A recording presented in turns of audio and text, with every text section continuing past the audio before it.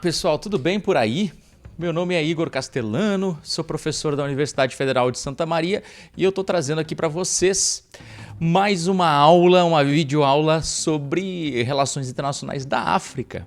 Nosso tópico específico aqui é aquele que vai tratar dos temas de economia e sociedade no período da Guerra Fria, dando continuidade e sequência para as aulas que já estão disponíveis aqui no canal do GCAP, do Grupo de Estudos em Capacidade Estatal, Segurança e Defesa, aqui da UFSM. Eu sou professor do curso de Relações Internacionais, de graduação e pós-graduação, e eu estou trazendo aqui algumas dessas videoaulas no canal do GCAP justamente para auxiliar na propagação desse conhecimento gratuito, público, que a gente disponibiliza aqui na nossa universidade e que também pode chegar aí para a população. A ideia é justamente dar um pulo desses muros da universidade e disponibilizar esse conhecimento para o público, para a gente popularizar essa ideia de conhecimento um pouco mais aprofundado. É claro que não substitui as aulas aqui da universidade, mas dá para dar um pouco de introdução ao que a gente tem debatido aqui, inclusive como um amparo ao aprendizado aqui das disciplinas aqui dos cursos de Relações Internacionais. Então vamos trazer nesse momento uma discussão vinculada à economia e sociedade, os núcleos de interação e dinâmicas do período da Guerra Fria, para essa disciplina de Relações Internacionais da África. Vocês já devem ter visto, muito provavelmente, o vídeo que lida com dinâmicas de política e segurança na época da Guerra Fria. Lá eu também dividi um pouco das dinâmicas no contexto local, global e regional, finalizando com o regional para que a gente tenha uma perspectiva comparada das sub-regiões do continente africano. E aqui nós faremos a mesma coisa, mas com foco em economia e sociedade. No contexto local, para a gente lidar com economia e sociedade nesse período da Guerra Fria, mas que na África está vinculado ao imediato pós-independência, é importante a gente tratar um pouco das heranças históricas. A gente tem desafios que são estruturais na formação dos estados das sociedades africanas e que vão repercutir aqui neste momento do pós-independência. Desde aqueles elementos que eu já tratei em algumas aulas anteriores, a aula da colonização, da pré-colonial também, vocês podem procurar aqui no canal do GCAP, e que envolvem ali o desafio de escassez demográfica em algumas localidades, concentração demográfica em outras, esse desequilíbrio, essa assimetria demográfica, o ambiente inóspito em muitas localidades, seja pela seca, pela profusão de florestas, desafios de desenvolvimento de economias agrícolas de maneira mais em ampla escala, infraestrutura centrífuga, infraestrutura colonial muito vinculada à economia metropolitana, a ideia de que a importância da economia africana era justamente para abastecer os mercados europeus. Isso permanece no período pós-independência. Uma especialização econômica que acaba fazendo com que algumas sociedades dependam de um, dois ou três produtos para fundar a sua economia, muito baseada na exportação de commodities, a participação pequena da indústria. A gente tem, inclusive, uma redução dessa participação de cada vez maior nos países africanos. É estranho nessa frase, ou seja, uma redução cronológica, gradual da participação da economia, da indústria na economia. Era 9% no PIB, isso vai baixando, mas se a gente já comparar nesse momento do imediato independência com relação a outras economias de baixa renda, que era 14% ou 20% em países de economia média. E a escassez de recursos humanos qualificados nesse momento do imediato independência, tanto na formação técnica ou na formação de quadros burocráticos. Isso faz com que esses países recém-formados dependam muito de expatriados né, principalmente de intelectuais, de elite intelectual que foi formada na metrópole, ou de elites, né, de educação média, técnica, de nível técnico, ou mesmo de estrangeiros para organizar a sua economia, né, e sua base burocrática. E o que a gente também vê é que tem um período inicial de significativo crescimento econômico nos anos 60 e 70, em que aquelas economias partem quase do zero para fundamentar seus sistemas de economia política nacional, né, para pegar uma ideia do Friedrich List, né, Sistema Nacional da Economia Política, e que envolve, né, uma relativa participação do Estado, a promoção do crescimento econômico, mas logo esse crescimento se deteriora, né, em um período muito curto de tempo.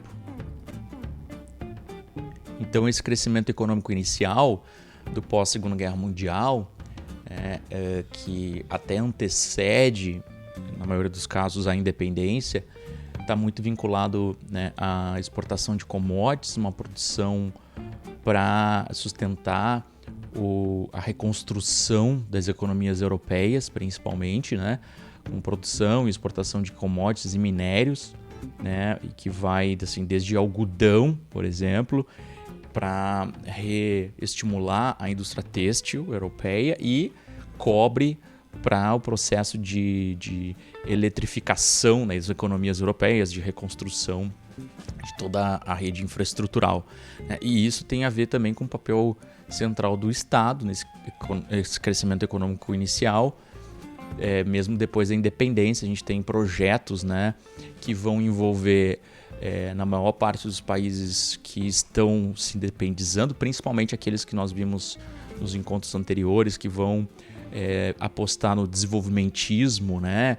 Quênia, Tanzânia, e que vão, de alguma forma, tentar reorganizar a economia nacional, ou aqueles que flertam até com o socialismo, né? Com uma tentativa de crescimento econômico fundado num processo até de reorganização do modo de produção, Etiópia, Angola, Moçambique. O que a gente percebe é algumas políticas prioritárias, né? A política da educação, a tentativa de alfabetizar a população em um tempo recorde, né? De tentar organizar, né, uma elite educada com um ensino secundário pelo menos, né? E uma elite daí mais intelectualizada, principalmente nos países neocoloniais, que vão ter esses vínculos com as antigas metrópoles. No caso, também envolvia uma política de industrialização, aquele mesmo projeto de industrialização, né, por substituição de importações, né, que a gente viu aqui na América Latina, né? Aqui, nesse caso, está muito associado a investimentos externos, né, iniciais de transnacionais, a tentativa de importar esses investimentos e criar empresas locais, né, substituindo importações, mas com desafio, justamente porque os produtos, o mercado interno ainda era muito pequeno, né, o nível de urbanização ainda era muito pequeno comparado aos países da América Latina, uma infraestrutura muito precária ainda para vincular uma rede mínima, assim, né, de base industrial, a falta de pessoal treinado, ou seja, havia ainda um desafio de alfabetização da população e de ensino técnico ao mesmo tempo, o que seria muito desafiador. E aí o foco vai ficar muito em empresas paraestatais, muito no setor de infraestrutura, hidrelétricas, rodovias, ferrovias, setor energético. Por exemplo, o Congo, em certo período, ali nos anos 70, vai tentar se colocar como o Brasil africano, né, com um processo de substituição de importações, de criação de paraestatais, mas que vai ter muitos problemas para conseguir recursos para investimento e pessoal, né, para que esses investimentos realmente consigam ser colocados em prática. E isso vai produzir, né, um período de crescimento muito curto para os países africanos, muito pouco sustentado, Os países da América Latina conseguiram ter esse momento de crescimento econômico mesmo antes da Segunda Guerra Mundial, anos 30, e ainda conseguiram avançar com mais crescimento no pós-Segunda Guerra Mundial até os anos 80, né? E os países africanos vão ter só 20 anos, né? A partir dos anos 60, que é o início do crescimento, e o início do crescimento vai chegar lá até os anos 80 em casos muito excepcionais aqui, né? Que tiveram algum crescimento econômico nos anos 80. Mas geralmente são países que começaram o crescimento de 1960 até 1970 e poucos, ali início dos 70, e que vão ter um período muito curto, que vai acabar ali nos anos 80 já, meados dos anos 80, assim como aconteceu nos países da América Latina, né? Mas se a gente for ver, justamente o período total agregado de crescimento econômico vai ser muito curto, né? E justamente para países que vão ter uma população pequena, então do ponto de vista agregado, isso não vai ter um impacto tão grande nas grandes potências aqui, nas potências regionais, no caso, né? Etiópia, África do Sul, um crescimento muito pequeno e concentrado, né? Os países que têm uma população maior. Ainda então, né, esse crescimento econômico inicial é o que o Giovanni Henrique chamou de crescimento perverso, né?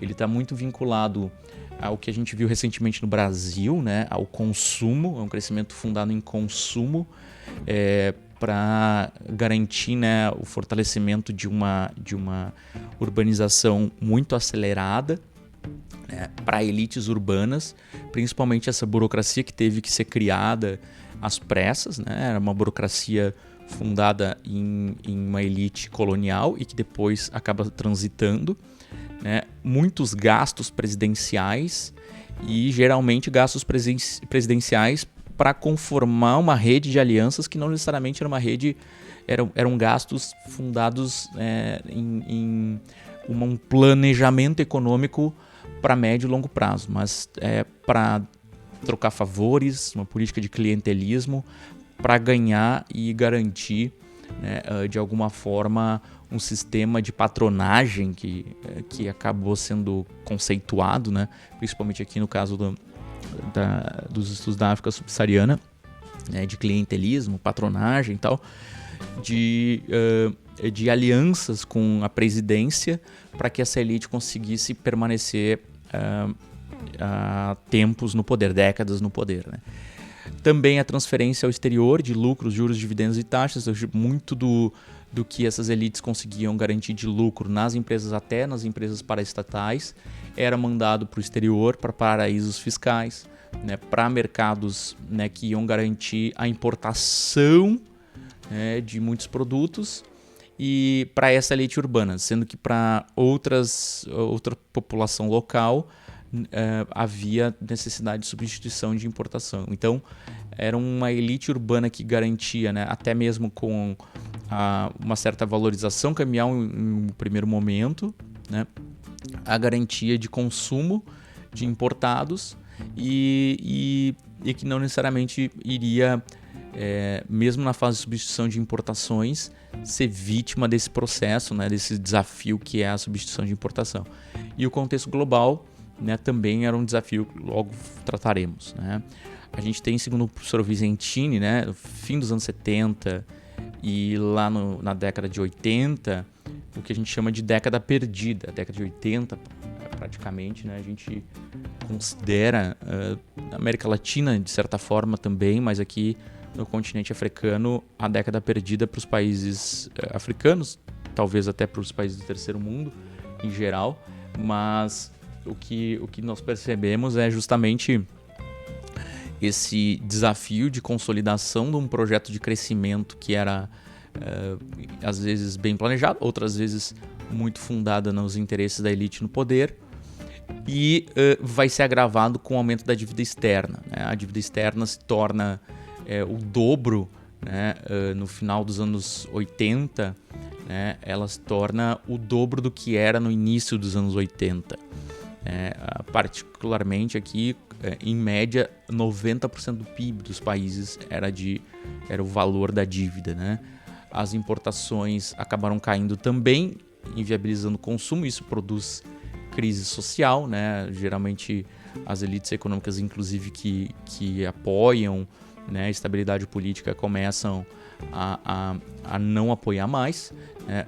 Refluxo de migrantes, a gente também tem um desafio de políticas de migração que envolvia, né, casos particulares como Líbia, Nigéria, migrantes que estavam em outros estados, ou mesmo da África do Sul. A gente tem um refluxo de uma população que vem para esses países, retornam para esses países e acabam não obtendo qualquer tipo de política pública adequada. A gente vai ver por quê. Principalmente por causa de um contexto global e de pressões globais para que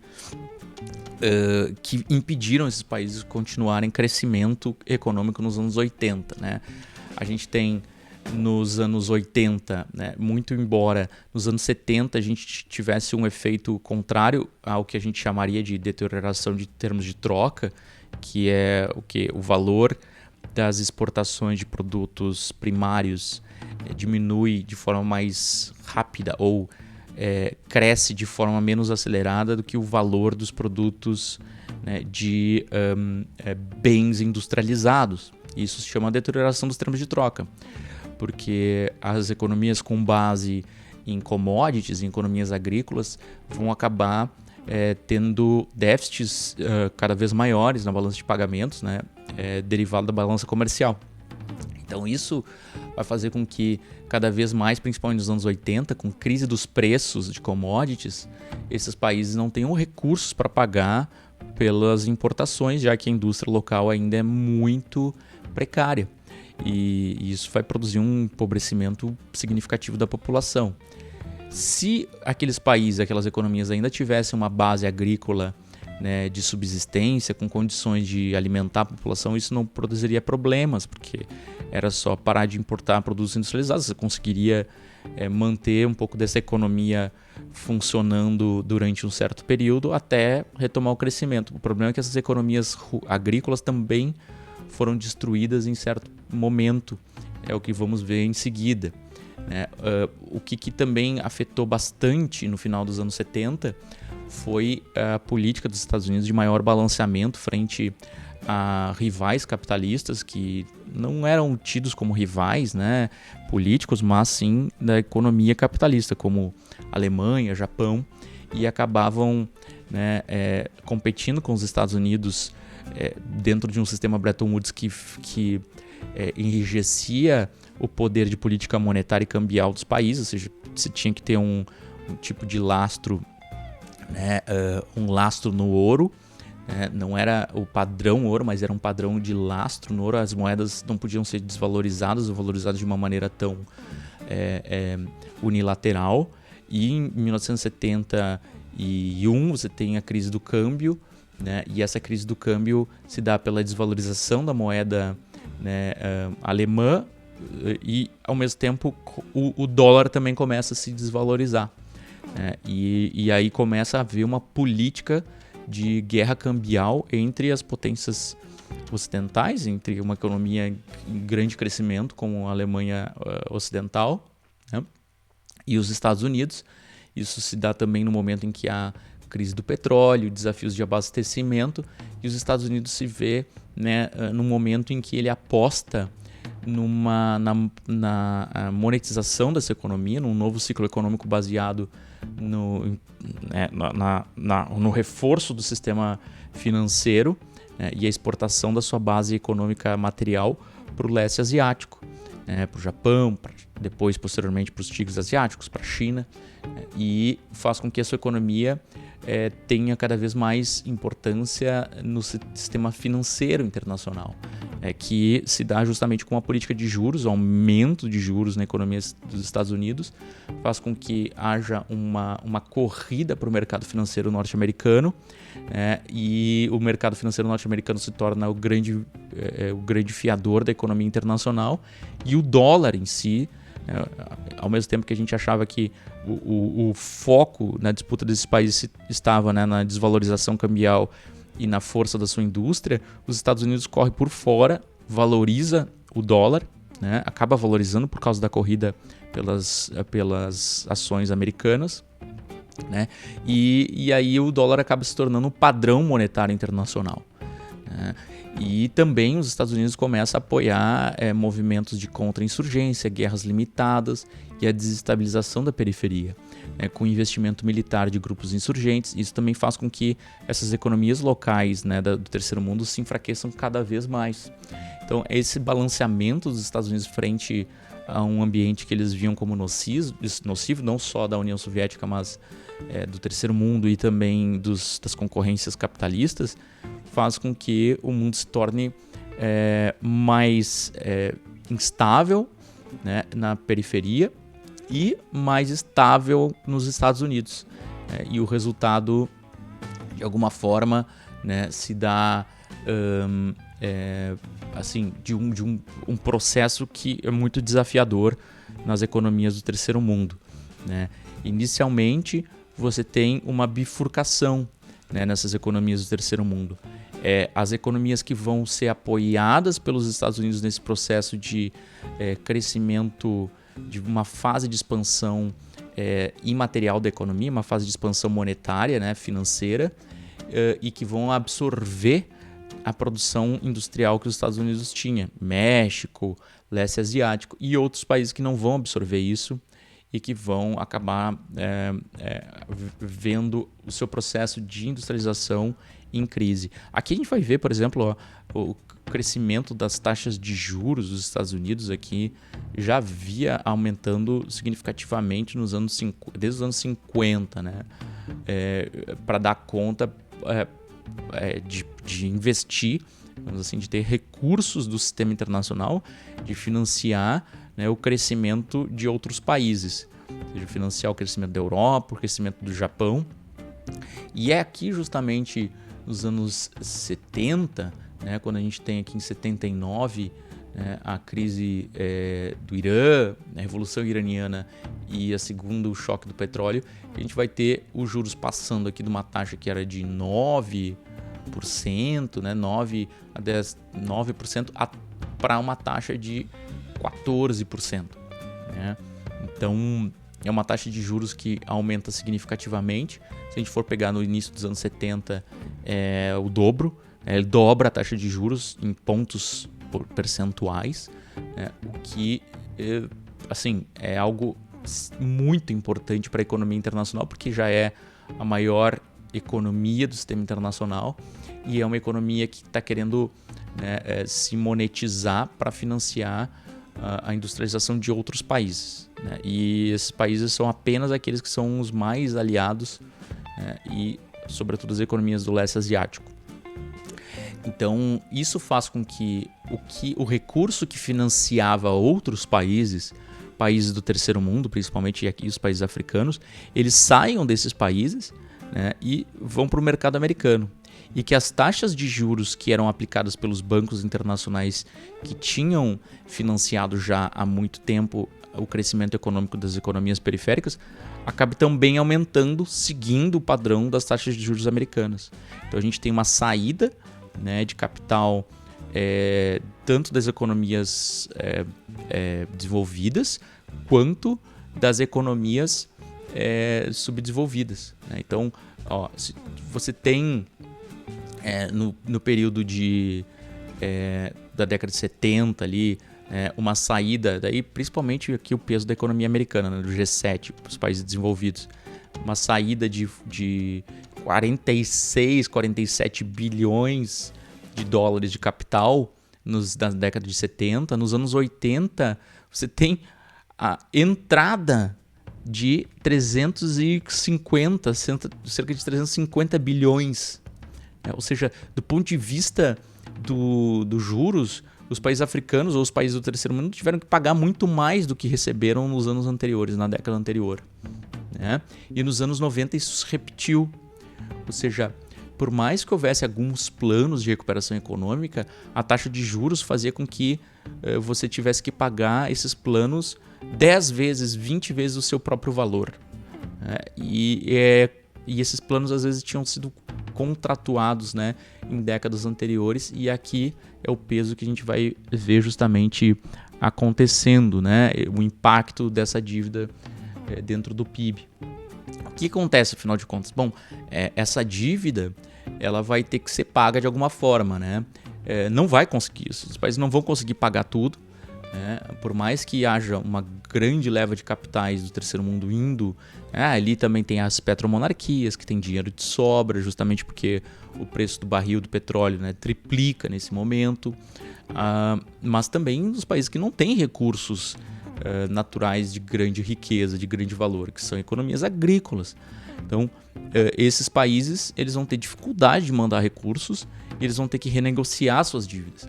E aí que está o problema, na renegociação das suas dívidas para viabilizar o crescimento econômico. O processo de renegociação das dívidas é justamente aí que as instituições financeiras internacionais vão limitar as possibilidades desses países crescerem economicamente, o que faz com que eles entrem num ciclo de miséria, um ciclo de dívida e, ao mesmo tempo, né, não crescimento, o que é sui generis, porque geralmente você tem dívida quando você está apostando no crescimento econômico, mas ali é que acontece um problema, né, de dívida, de endividamento, de não crescimento e de inflação ao mesmo tempo, porque os recursos, né, são cada vez mais escassos, né, para compra por parte da população, vão se encarecendo cada vez mais. E aí a moeda, obviamente, também vai se desvalorizando, né, e em frente à moeda internacional, que é o dólar, que está cada vez mais se valorizando. Então, se a gente for comparar, por exemplo, a África em relação a países da América Latina ou países de desenvolvimento, o PIB per capita real, que é aquele que se desconta a inflação, em 1973, né, ele era aqui $500, né, ou cerca ali de 500, 600. Ele se reduz nos anos 80, né? No final dos anos 80, ele está menor do que era nos anos 70, né? O PIB real. E no caso de outros países em desenvolvimento, foi o contrário, houve crescimento do PIB per capita. Aqui também, né, isso o Timothy Shaw nos mostra, né? Aqui o crescimento no continente africano, né, em termos de valor, né, mudança, o crescimento anual, né, em relação ao PIB real, a gente vai ver que há um período de certo crescimento, né, no início dos anos 80, ainda vindo do crescimento anterior, alguns momentos de crise, né, e basicamente um crescimento de níveis quase zero aqui, né? Se a gente for pegar a inflação, aqui é real, mas se a gente for pegar desvalorização monetária, se a gente for pegar endividamento, enquanto que outras regiões, como a própria América Latina, conseguiu até desempenhar um pouco melhor, e Sudeste Asiático e Leste Asiático nem se fala, né? O crescimento econômico conseguiu se manter muito presente, mas mesmo assim, como a África saiu de um percentual muito baixo e os anos 70, né, não conseguiu ter um crescimento tão grande quanto foi na América Latina, um milagre econômico e tal. Então você não conseguiu garantir que o PIB per capita fosse maior do que o dos anos 70.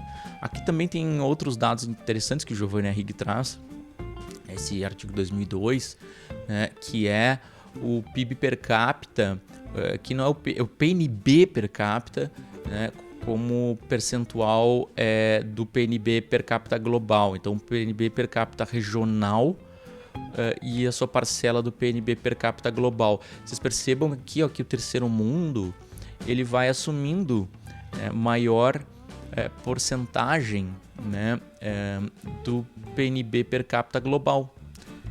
Aqui cada vez maior porcentagem, né? E se a gente for ver, bom, primeiro que a percentagem aqui do PNB per capita, né, do terceiro mundo em relação ao primeiro mundo se mantém a mesma, né? A desigualdade econômica mais ou menos a mesma. Aqui muda um pouquinho, mas assim, como há um crescimento econômico global, também há um crescimento econômico, né, mundial, do terceiro mundo, né? Então isso tendo em consideração, isso aqui obviamente, né, tendo o PNB como 100, como global o 100, né? Então, a parcela do global, da média do global, seria o 100 e aqui a porcentagem que eles têm dessa média, né? Esse cálculo aqui. Se a gente for ver, a África subsaariana vai perdendo a parcela aqui, ó, do PNB global, enquanto outros países do terceiro mundo vão mantendo-se mais ou menos iguais aqui. A América Latina também perde em certo momento, no final, metade dos anos 80, início dos anos 90, ó. Oriente Médio permanece, de certa forma, no mesmo nível. E o sul da Ásia e o leste asiático, aqui, o que envolve, incluindo China, né? O sudeste asiático e o leste asiático, começa a garantir uma parcela muito maior do que seria, né, o PNB per capita global. Outra questão, né? Isso, a comparação. Você pega o PNB, a média global, e faz a comparação do que é em cada uma dessas regiões, né? Então, essa é a comparação ali que se coloca. A média global é 100 e cada uma daquelas regiões vai estar em proporção ao 100, né? No terceiro mundo, ou seja, bem abaixo do 100, enquanto outros países estão muito acima da média, né? E a mudança percentual, aqui é um gráfico um pouco mais complexo, um dado mais complexo, mas é bem importante. A mudança percentual no PNB per capita com proporção do PNB per capita global, né? Então, se a gente vê justamente aquela mudança do PNB per capita que a gente viu na tabela anterior, a gente vai ver o quanto que a porcentagem, a parcela, né, de participação do PNB per capita da região significa em relação ao PNB, a média do PNB mundial. E aí a gente vai ver que, ó, há um decréscimo da participação, né, da África subsaariana em relação à proporção do PNB per capita global. E o PIB, PNB, lembre que o PNB é o Produto Nacional Bruto, ele envolve também os investimentos daqueles nacionais no exterior, né? E aqui, bom, a América Latina tem uma diminuição da sua participação em relação, né, à média do PNB global, significativa também aqui, né? E a gente vai ver em outras regiões, ó, o aumento aqui dá para ver claramente. O que é negativo perde participação, o que é positivo aumenta, né, a participação positiva, né, um crescimento em relação à proporção do PNB per capita global. Também temos, né, os termos de troca, como eu falei, ó, nos anos 70, até no início dos anos 80 a gente tem um aumento, um crescimento nos termos de troca. Isso não quer dizer que esses países, só os preços alteraram, mas que a composição da economia, né, acabou sendo privilegiada em algumas regiões em relação aos termos de troca, né, em algum período histórico. Mas mesmo assim, ó, como essas economias em desenvolvimento, né, elas estão aqui, as desenvolvidas, né, developed countries, e aqui as desenvolvimentos, elas estão ou se industrializadas, a industrialização é muito mais voltada a produtos de bens de consumo final, né, ainda com pouca sofisticação, ou mesmo fundada basicamente na produção de commodities, a gente vai ver que nos anos 80 houve um grave problema, né, de decréscimo de termos de troca, que é os preços das exportações sobre os preços das importações. No caso aqui, é a balança comercial, mas aqui a gente está preço das exportações agrícolas em relação aos preços das exportações de produtos industrializados, né? Que os países desenvolvidos vão conseguir garantir. E também aqui, né, é o poder de compra das exportações, que também tem a ver com esse gráfico, né, essa figura de termos de troca, que envolve, bom, quanto que as suas exportações conseguem comprar. Aqui no início dos anos 80, a gente tinha aqui a base a 100, né, para os países desenvolvidos. As exportações dos países desenvolvidos tinham mais condições de comprar produtos no final dos anos 80, início dos anos 90, do que tinha no início dos anos 80. Ao contrário, aconteceu, né, com a África, né, com a América Latina isso variou, né, principalmente por causa de mudanças cambiais e de industrialização, né? E na Ásia isso variou também porque as exportações, você teve um processo de substituição de exportações em que a industrialização ela começou a focar-se nas exportações, em você transitar os produtos que são exportados, não mais na substituição de importações necessariamente, mas na substituição de exportações. Bom, é uma conversa ampla para a economia política e economia política internacional para outros encontros, mas só para deixar isso registrado é importante.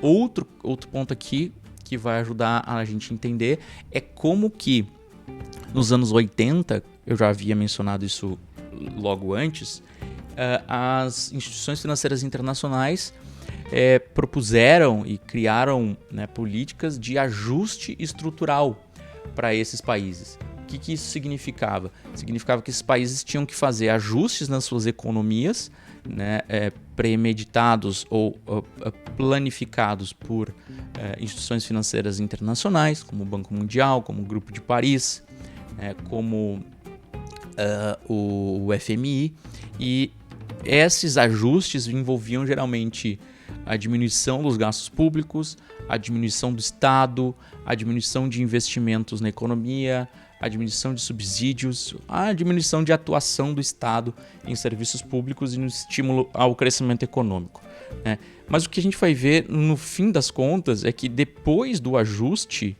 né, a porcentagem, né, de indicadores aqui para países da África subsaariana piorou, né? O déficit em relação ao PIB piora, né? O déficit, as contas correntes, todo o processo, né? Bom, o investimento em relação ao PIB, obviamente, vai piorar, né? Mas a gente tem um problema que a gente vai ver, inclusive, no Brasil, em certo momento, né? Que você tem, né, um déficit público ainda maior depois do ajuste. Por quê? Porque o déficit público vai ser afetado pela falta de crescimento econômico, né? Os déficits em relação a serviços e as exportações não têm condições, né, de alocar mais recursos, né? Déficit de conta corrente. Então, o cenário não foi necessariamente positivo depois do ajuste estrutural. Pelo contrário, os ajustes estruturais precarizaram ainda mais essas economias, né? E aqui, por exemplo, um dos grandes desafios é o desafio de que, com o ajuste estrutural, pensava-se que seria possível estimular as economias agrícolas africanas para produzir produtos de subsistência, mas o que a gente percebe é que a produção de alimentos na África não aumentou em relação ao que era no início dos anos 80. Pelo contrário, piorou. No final dos anos 80, a produção de alimentos era pior do que era em relação ao início da década. E a gente vai ver também em relação à manufatura, né, a África subsaariana, né, em relação ao PIB, né, da região, em relação à média do mundo, vai ter um problema de garantir manufatura, produção em manufatura, enquanto que outras regiões conseguem manter, né, a produção de manufaturas como parte do PIB e aumentar ainda essa produção, né? A África subsaariana tem problemas, inclusive aqui nos anos 80, né, de garantir o crescimento que nos anos 70 foi possível, de 55 a 70. Né? E esse crescimento permaneceu quase que estável e ainda acaba no final dos anos 70 acaba sendo ainda prejudicado. Depois, nos anos 90, tem ainda um influxo de muitos investimentos externos de empresas multinacionais, mas que dá um pequeno aumento aqui na manufatura e que depois já declina. E a população não rural. Isso também tem um problema aqui, claro, que é a urbanização descontrolada. Então, muitas pessoas não têm recursos para produção, né, no campo.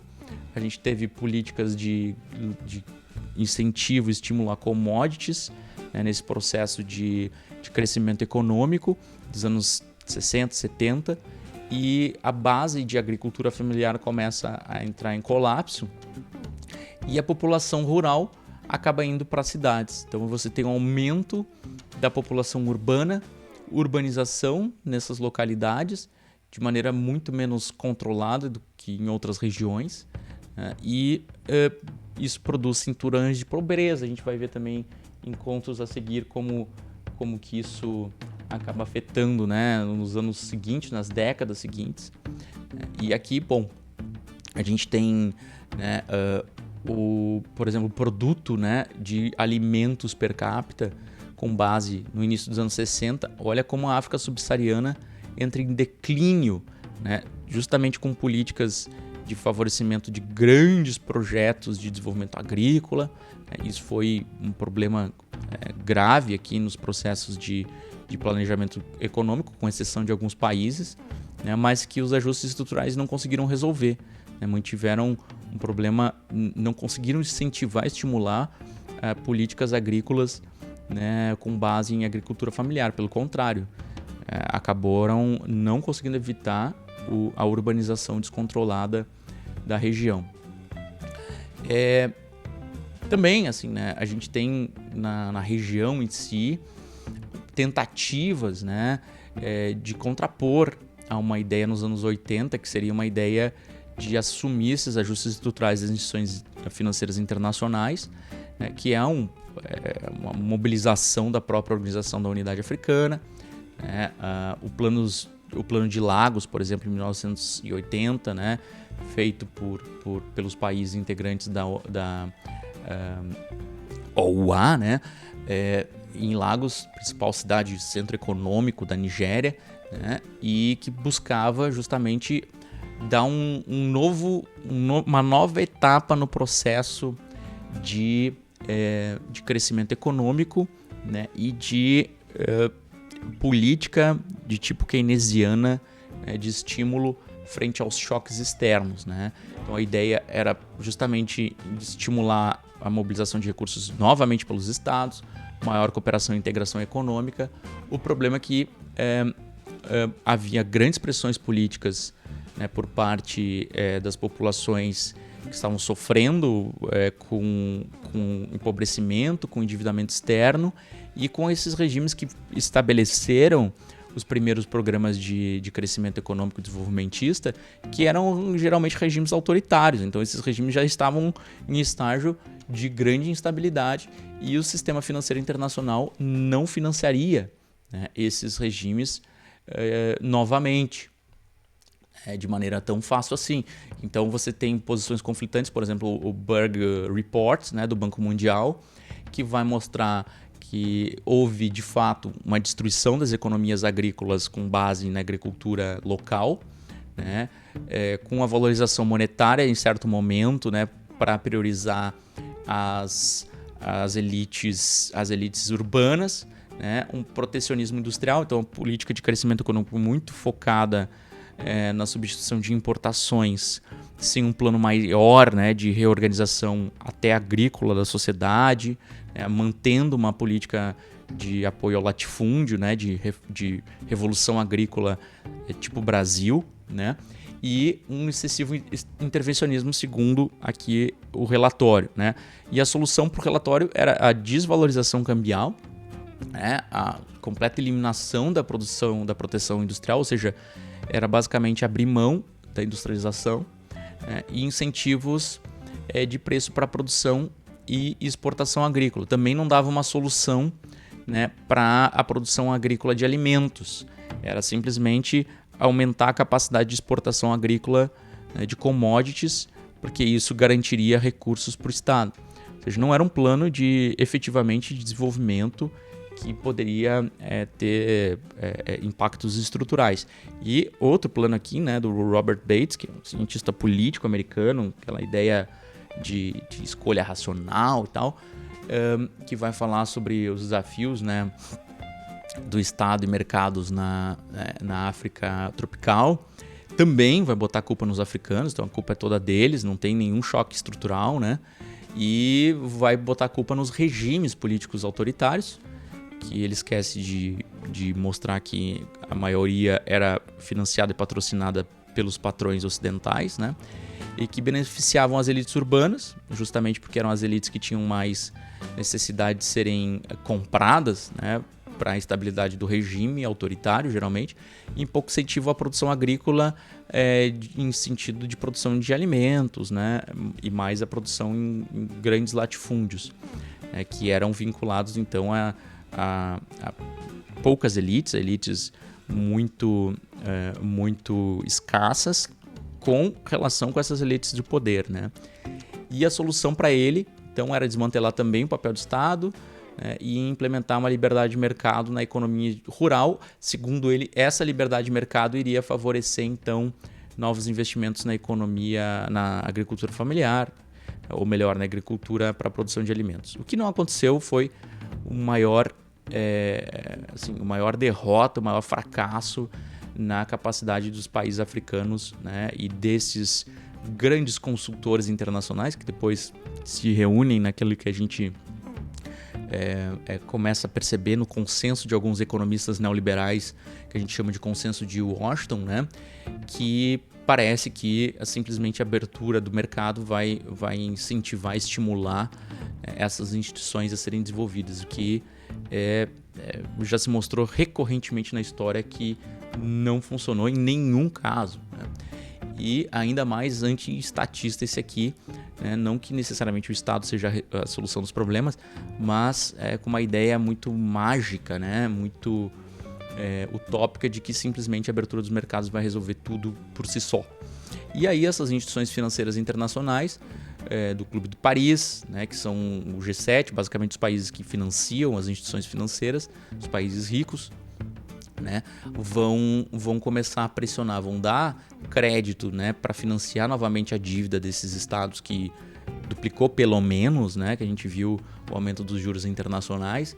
Eles só vão refinanciar essas dívidas quando esses empréstimos forem condicionados a ajustes estruturais. Esses ajustes estruturais que eram esses recomendados já lá no início dos anos 80. Então envolviam geralmente desvalorização monetária, redução de tarifas alfandegárias, abertura dos mercados, né, para investimentos, para comércio, sendo que havia desvalorização monetária. A ideia é que haveria um incentivo à competição internacional e à exportação. O problema é que a produção agrícola já estava muito enfraquecida, apenas baseada em commodities. Então, como que você vai estimular a produção local de alimentos no momento em que você não tem dinheiro para a população importar alimentos para comer, né?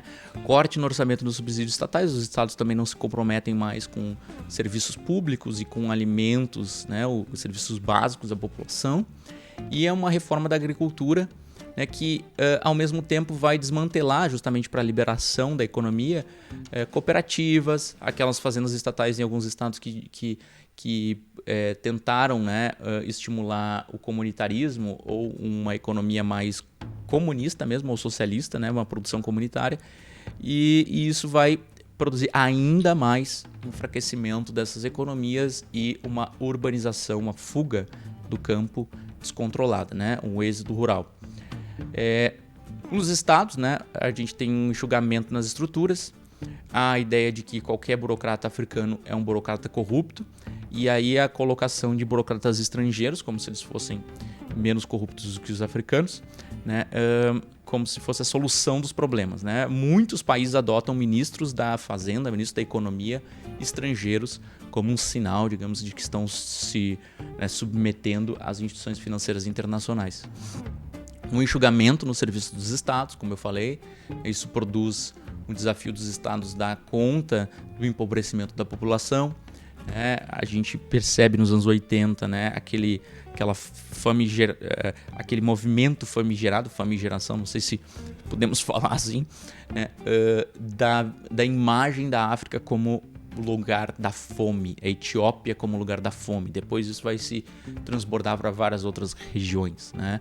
Em momentos também de impactos ambientais, justamente pelas essas mudanças e a implantação de grandes latifúndios, de grande produção em larga escala, né, agrícola. Isso ainda é agravado e aí não tem fontes de alimentos, né? A gente tem também retrocesso sanitário e alimentar, porque essas populações vão para as cidades e as cidades não têm investimento público para receber essas populações, o colapso das estruturas sociais e o que eu falei da urbanização desenfreada. Na realidade, vai ser só uma forma de refinanciar a dívida e a dívida só vem a crescer, né? Novos empréstimos, né? Mesmo entre final dos anos 80, né? E os países africanos pagando mais do que deviam e buscando ainda novos empréstimos. O balanço aqui, né, do Shaw, de 93, que é o artigo que a gente está, depois eu coloco ali para vocês a referência, é que houve o desvio de políticas de desenvolvimento e o foco no débito e no comércio, ou seja, diminuiu o débito das contas públicas, o que vocês viram que não aconteceu, né? E o tentar aumentar, né, as exportações, o que também não aconteceu, porque a estrutura industrial e a estrutura do latifúndio com a deterioração dos termos de troca não garantiu recursos, né? E novas desigualdades entre reformadores fortes e fracos, ou seja, aqueles que tinham, né, que fizeram grandes reformas, que deram certo, outros que fizeram grandes reformas e não deram certo, e isso virou também assim uma disputa entre aqueles que eram a menina dos olhos, né, vou usar um termo meio chavão, né, do mundo ocidental, que era, digamos assim, aquele que era a divulgação, né, a imagem do que era o ajuste estrutural, e outros que não conseguiam realmente realizar, e essa competição pelos recursos internacionais se tornou cada vez mais importante, dado o tamanho do déficit das contas, né, externas. O debate doméstico também, isso vai produzir, né, um grande debate sobre as elites consumidoras. A economia informal vai começar a crescer, porque a moeda começa a se desvalorizar demais e a população não consegue comprar nada. Então você começa a ter acesso para uma economia informal, que se desvia da taxação do Estado. O Estado, por sua vez, começa a arrecadar menos. Um mercado paralelo de moeda estrangeira, que a gente viu muito aqui na Argentina, né? A moeda estrangeira é muito cara, daí o mercado paralelo começa a vendê-la de forma mais acessível, e as redes de informalidade aumentam, né? E isso acaba descontrolando também a inflação, porque os preços começam a se descontrolar também, né? Justamente por essas redes de informalidade. E a disputa entre grupos internos beneficiados e aqueles que não são beneficiados por esses ajustes estruturais, e obviamente o enfraquecimento do Estado. Poucos são beneficiados e esses poucos são os que geralmente controlam o Estado nesse momento, que são aqueles que disponibilizam o Estado a favor do ajuste estrutural. A gente também tem um momento que o Shaw chama de nova onda de ONGs, né? O próprio Christopher Clapham coloca isso, né? Que tentam compensar o déficit de serviços públicos. Então essa ideia assim, de que a gente vê a África como um lugar em que o Estado não faz nada, que o Estado está precário e que as ONGs é que tem que resolver a situação. Vem muito desse momento, né? De tentar compensar o déficit de serviços públicos, tendo muita conexões transnacionais e alguns interesses próprios, às vezes pressionando os estados a tomarem políticas cada vez mais de agravamento da situação econômica e social. Então, obviamente que ninguém está aqui condenando o trabalho de ONGs, mas algumas acabam sendo manipuladas justamente para pressionar rivais daqueles estados onde essas ONGs, onde a sede dessas ONGs estão situadas, né, ou está situada, né, e a diversidade, né, de organizações criminosas manipulando muitas vezes com base na etnia, com base nos grupos religiosos, né, e que, né, essas ONGs acabam se tornando desde, né, o que ele chama, digamos, o terceiro setor, desde grupos de missionários a organizações vinculadas a multinacionais que exploram economia local, com trabalho análogo à escravidão. Então, tem problemas muito graves aqui, né? A Tembisa Moyo tem um livro chamado Dead Aid, que mostra um pouco desse desafio da ajuda mortal, né? Tanto das economias nacionais ocidentais, quanto, né, das ONGs, das organizações não governamentais nesse momento. Então, são especializadas em situações de emergência. Muitas vezes, essa situação de emergência é a justificativa de existência das ONGs. Então, é importante que haja crise, né? E tem força significativa frente ao Estado, que está em estágio de total fragmentação nesse momento. Nesse momento também ocorrem privatizações, aqueles serviços públicos mínimos que o Estado conseguia, de certa forma, prover, mesmo com corrupção, são passados a monopólios privados, e esses monopólios não necessariamente estão preocupados em oferecer produtos com preço baixo à população pobre e carente, né? A desvalorização cambial, como eu já disse, aumentos dos preços, isso produz a economia informal, pauperização da economia, né, pauperização da população e economia ilegal, e aí abre-se um caminho para que William Reno chama de senhores da guerra, né? Aqueles senhores que conseguem se valer desse momento de crise, dar uma solução pontual para uma economia local, muito vinculada ao mercado informal ou criminoso ou ilegal, narcotráfico, tráfico de armas, tráfico de pessoas, e dando um certo sentido para que essa população local de algumas regiões muito instáveis tenham condições de sobreviver. E aí surgem grupos armados cada vez mais fortes, né, contestando o poder do Estado, não necessariamente querendo mudar o regime ou mudar o governo, mas simplesmente ignorando o poder do Estado e entrando em uma sistemática de disputa local muito ferrenha, né, que às vezes são vistas como guerras tribais, etc., que praticamente, na realidade, é o resultado de toda essa instabilidade que a gente viu.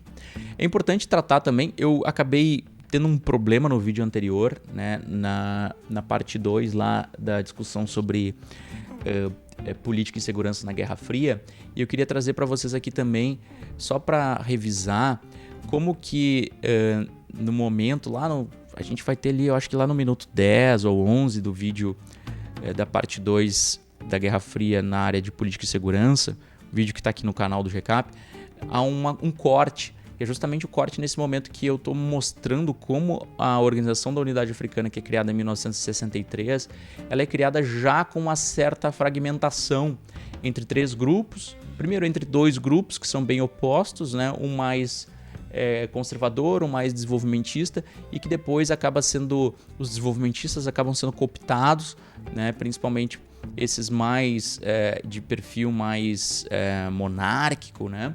E também a própria Etiópia, que é uma líder regional e acaba sendo cooptada, né, para que a própria Organização da Unidade Africana seja em Addis Abeba, e a organização, o panafricanismo nesse momento, o panafricanismo institucionalizado, ele é muito conservador, ele vai se focar muito quase como um fórum de lideranças políticas, né, com apoio à descolonização, com apoio ao conservadorismo das fronteiras, né, uma oposição ao separatismo e um terceiro-mundismo muito limitado, assim, né, que não necessariamente impõe aos Estados-membros que eles sejam autonomistas ou desenvolvimentistas, né?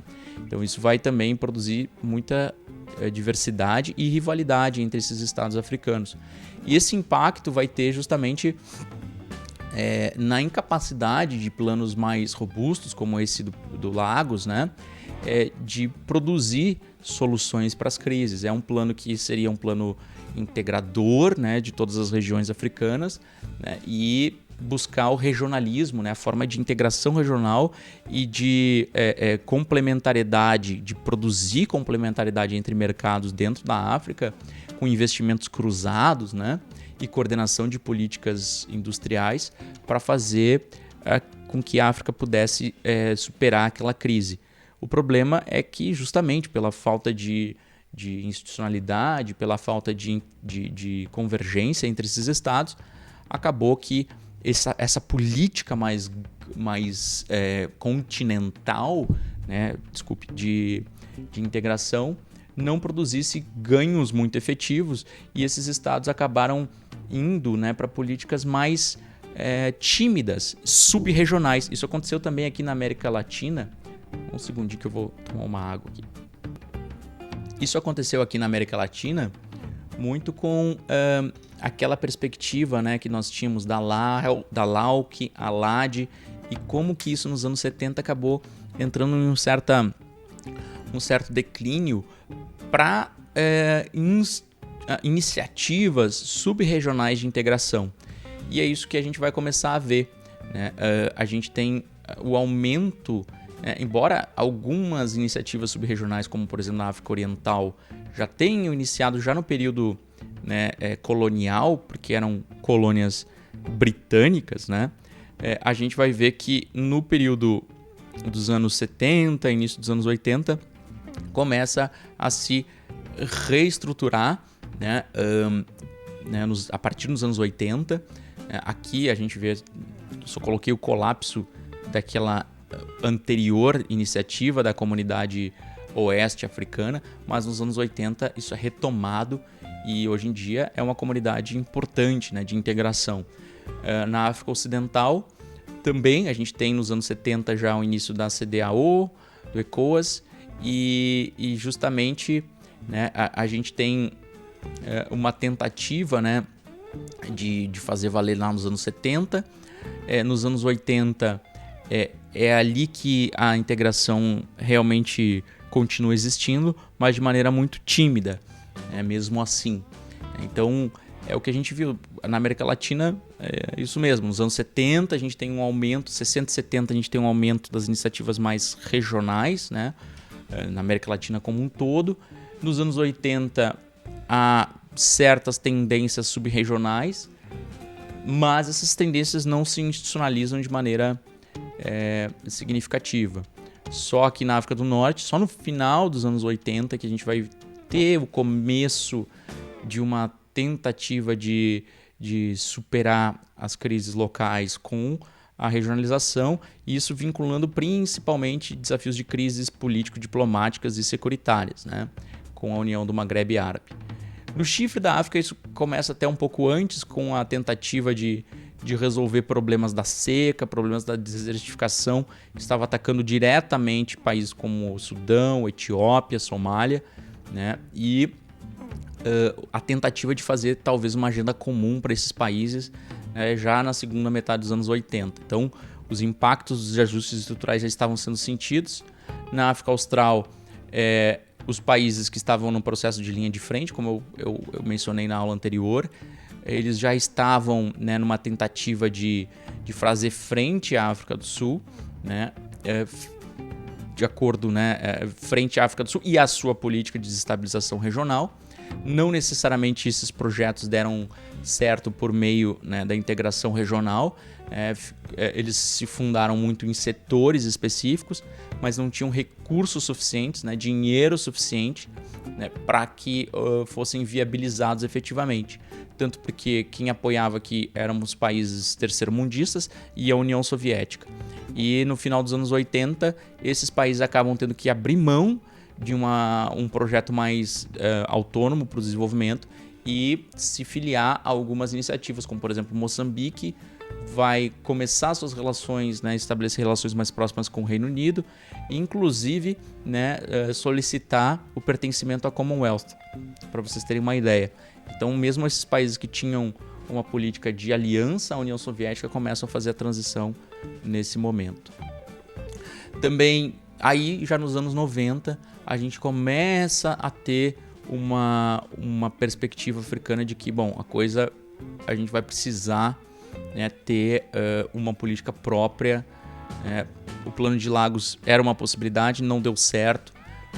Apostamos na tentativa da relação com o Norte, né, de financiar os nossos ajustes estruturais, e isso não funcionou. Então vamos ter que reorganizar essa política, mas isso a gente vai ver lá na próxima aula, justamente porque aqui já começa os anos do pós-Guerra Fria e uma nova visão, digamos, para a integração africana. Então aqui são as referências, né? Falei do Timothy Shao, falei do Giovanni Arrighi, que tem um artigo muito bom sobre a África, e outros livros vocês podem consultar, né? Aqui é para ter um primeiro contato de outros tantos que vocês vão poder ter para aprofundar esses conhecimentos. Tá? Espero que tenham gostado dessa discussão. É uma discussão bem introdutória, mas que já dá bons caminhos para a gente conversar e aprofundar os insights, os debates sobre as economias e as sociedades africanas nesse período da Guerra Fria, que vão abrir um caminho para a gente compreender esse momento que a África vive nos dias atuais. Tá bom? Se tu gostou, deixa o teu comentário, faz perguntas, manda aí a tua ideia, a tua análise sobre isso que a gente conversou aqui e também alguma sugestão de tema, de ponto que a gente não debateu, para que a gente leve em consideração nos próximos vídeos, tá bom? Então, até a próxima, um grande abraço.